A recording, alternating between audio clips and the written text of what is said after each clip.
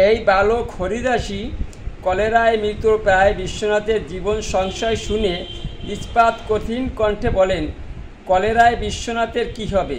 নিদানের কর্তা তো আমি। তোরা আমার সঙ্গে চল, দেখে আসি বিশ্বনাথের কি হয়েছে। তারপর যখন মৃতপ্রায় বিশ্বনাথের হাত ধরে আকর্ষণ করে ডাক দিলেন, বিশ্বনাথ উঠে আয়, আমাদের খেলার সময় যে বয়ে যাচ্ছে। অমনি নিদ্রাস্থিতের ন্যায় চক্ষু মুছে বিশ্বনাথ হরিদাসের হাত ধরে চলে যান গোচারণে।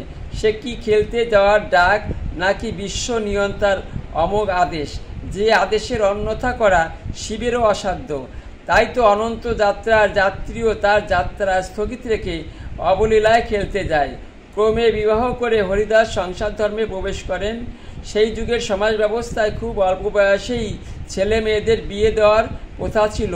সেই অনুযায়ী অতি অল্প বয়সেই হরিশান্তির শুভ বিয়ে সুসম্পন্ন হয় ও আম্ভিটা বাসকালে তার 3 কন্যা ও 2 পুত্র জন্মগ্রহণ করে।